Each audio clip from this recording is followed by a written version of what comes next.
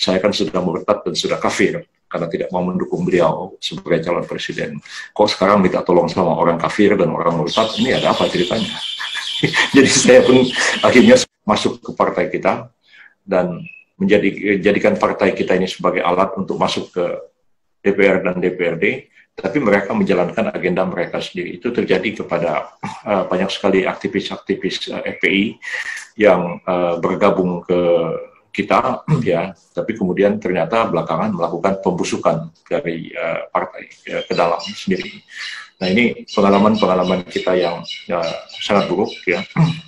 Kemarin itu lebih-lebih tahun yang akan datang ini pemilu, mungkin ya kembali ya pemilu serentak lagi, pemilihan presiden, pemilihan DPR, dan akan terjadi terulang lagi seperti kemarin, fokus orang kepada pemilihan presiden, dan orang sangat sibuk mendukung presiden ini, bahkan saking getolnya mengkampanyekan calon presiden sampai-sampai lupa untuk mengkampanyekan Partai Bulan Bintang sendiri, dan itu terjadi internal kita dan bukan orang-orang yang sembarangan, termasuk pimpinan teras partai kita pun tiap hari kampanye Prabowo Sandi kemana-mana, menyuruh orang memilih Prabowo Sandi, lupa menyuruh orang untuk memilih PBB.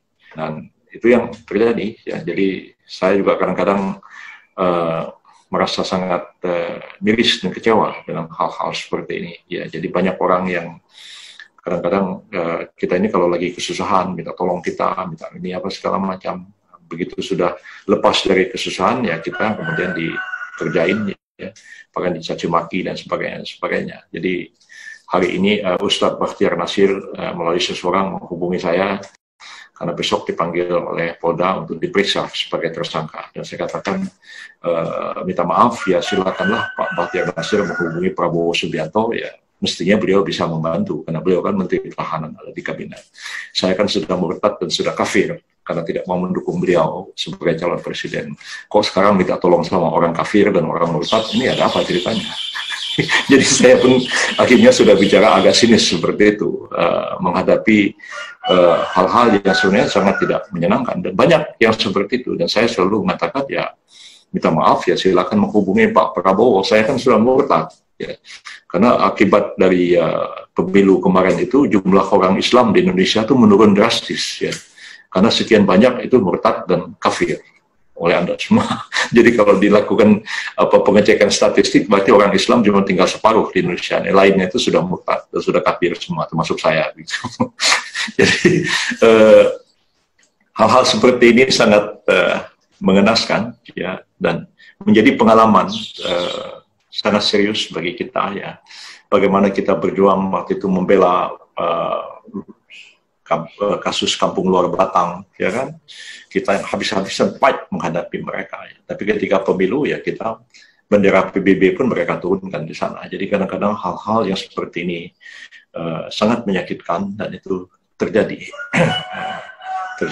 dan pada kita, ya, orang masuk ke dalam partai dan kemudian hanya mau jadi calon dan kemudian punya agenda sendiri yang sama sekali berbeda dengan agenda kita.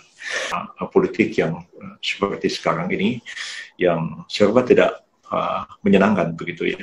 Dan di manakah posisi kita? Nah, selama ini kita selalu mengatakan bahwa kita adalah umat wasatan, umat yang di tengah-tengah dan tidak ekstrim ke kiri maupun ekstrim ke kanan, tapi kita selalu menjadi problem solver, pemecah masalah, dan kita selama ini sebenarnya tidak pernah juga bikin masalah di negara ini. Begitu banyak masalah kita selesaikan, tapi tidak kita membuat